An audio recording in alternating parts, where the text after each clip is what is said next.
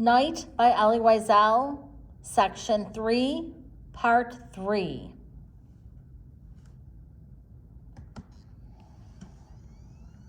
First impression, better than Birkenau. Cement buildings with 2 stories rather than wooden barracks. Little gardens here and there. We were led toward one of those blocks. Seated on the ground by the entrance, we began to wait again. From time to time, somebody was allowed to go in. These were the showers, a compulsory routine. Going from one camp to the other several times a day, we had each time to go through them. After the hot shower, we stood shivering in the darkness. Our clothes had been left behind. We had been promised other clothes. Around midnight, we were told to run. "Faster," yelled our guards. "The faster you run, the faster you'll get to go to sleep." After a few minutes of racing madly, we came to a new block. The man in charge was waiting. He was a young Pole who was smiling at us. He began to talk to us, and despite our weariness, we listened attentively. "Comrades, you are now in the concentration camp Auschwitz. Ahead of you lies a long road paved with suffering. Don't lose hope. You have already eluded the worst danger, the selection. Therefore, muster your strength and keep your faith.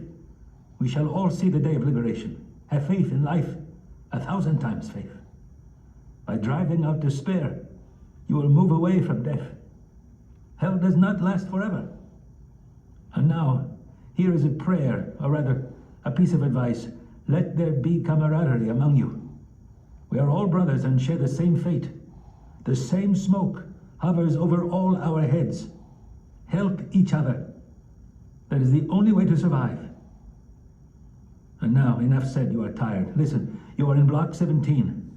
I am responsible for keeping order here. Anyone with a complaint may come to see me. That is all. Go to sleep. 2 people to a bunk. Good night. Those were the first human words. No sooner had we climbed into our bunks than we fell into a deep sleep. The next morning, the veteran inmates treated us without brutality. We went to wash. We were given new clothing. They brought us black coffee. We left the block around 10 o'clock so it could be cleaned. Outside, the sun warmed us. Our morale was much improved. A good night's sleep had done its work. Friends met, exchanged a few sentences. We spoke of everything without ever mentioning those who had disappeared. The prevailing opinion was that the war was about to end. At about noon, we were brought some soup, 1 bowl of thick soup for each of us. I was terribly hungry, yet I refused to touch it. I was still the spoiled child of long ago. My father swallowed my ration. We then had a short nap in the shade of the block. That SS officer in the muddy barrack must have been lying. Auschwitz was, after all, a convalescent home. In the afternoon, they made us line up. 3 prisoners brought a table and some medical instruments. We were told to roll up our left sleeves and file past the table. The 3 veteran prisoners, needles in hand, tattooed numbers on our left arms. I became A7713. From then on, I had no other name. At dusk, a roll call. The work commandos had returned. The orchestra played military marches near the camp entrance. Tens of thousands of inmates stood in rows while the SS checked their numbers. After the roll call, the prisoners from all the blocks dispersed, looking for friends, relatives, or neighbors among the arrivals of the latest convoy. Days went by. In the mornings, black coffee. At midday, soup. By the 3rd day, I was eagerly eating any kind of soup. At 6 o'clock in the afternoon, roll call, followed by bread with something. At 9 o'clock, bedtime. We had already been in Auschwitz for 8 days. It was after roll call. We stood waiting for the bell announcing its end.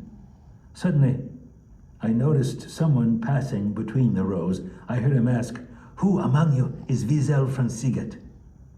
The person looking for us was a small fellow with spectacles and a wizened face. My father answered, "That's me, Wiesel from Siget." The fellow's eyes narrowed. He took a long look at my father. You don't know me? You don't recognize me? I'm your relative, Stein. Already forgotten? Stein. Stein from Antwerp. Wiesel's husband. Your wife was Wiesel's aunt.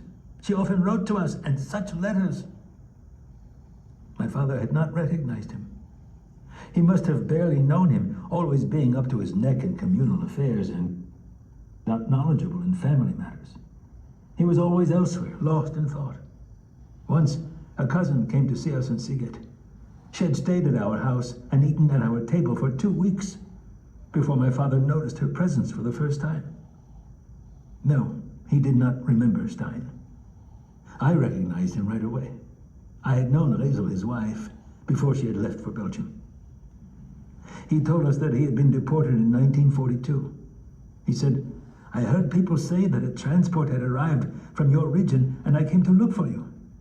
I thought you might have some news of Wiesel and my 2 small boys who stayed in Antwerp. I knew nothing about them. Since 1940, my mother had not received a single letter from them. But I lied. Yes, my mother did hear from them. Wiesel is fine, so are the children. He was weeping with joy. He would have liked to stay longer to learn more details, to soak up the good news, but an SS was heading in our direction, and he had to go, telling us that he would come back the next day. The bell announced that we were dismissed. We went to fetch the evening meal, bread and margarine. I was terribly hungry and swallowed my ration on the spot. My father told me, you mustn't eat all at once. Tomorrow is another day. But seeing that his advice had come too late, and that there was nothing left of my ration, he didn't even start his own. Me, I'm not hungry, he said. We remained in Auschwitz for 3 weeks. We had nothing to do. We slept a lot, in the afternoon and at night. Our one goal was to avoid the transports, to stay here as long as possible. It wasn't difficult. It was enough never to sign up as a skilled worker. The unskilled were kept until the end. At the start of the 3rd week, our Blockälteste was removed. He was judged too humane. The new one was ferocious, and his aides were veritable monsters. The good days were over. We began to wonder whether it wouldn't be better to let ourselves be chosen for the next transport. Stein, our relative from Antwerp, continued to visit us, and from time to time, he would bring a half portion of bread. Here, this is for you, Eliezer. Every time he came, tears would roll down his icy cheeks. He would often say to my father, take care of your son. He is very weak, very dehydrated. Take care of yourselves. You must avoid selection. Eat anything, anytime. Eat all you can. The weak don't last very long around here. And he himself was so thin, so withered, so weak. The only thing that keeps me alive, he kept saying, is to know that Wiesel and the little ones are still alive. Were it not for them, I would give up. One evening he came to see us, his face radiant. The transport just arrived from Antwerp. I shall go to see them tomorrow. Surely they will have news. He left. We never saw him again. He had been given the news. The real news.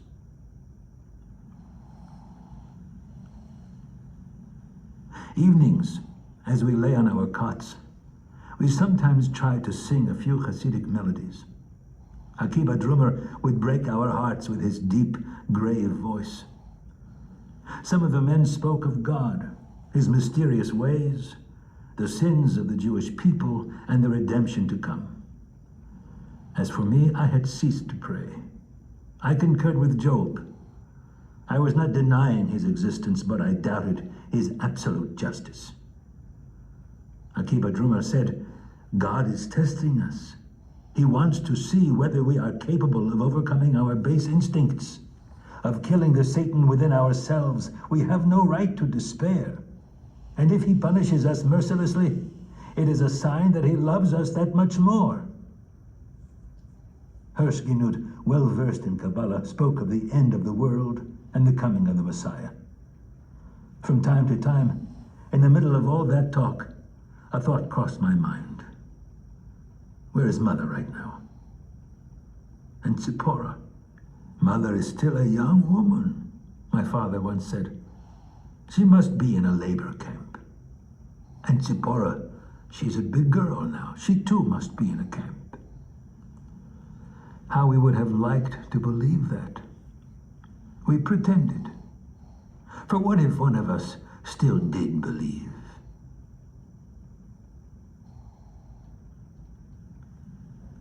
All the skilled workers had already been sent to other camps.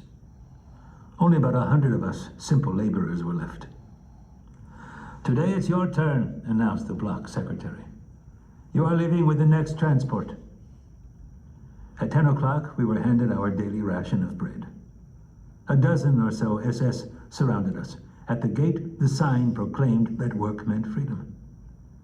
We were counted, and there we were in the countryside, on a sunny road. In the sky, a few small white clouds.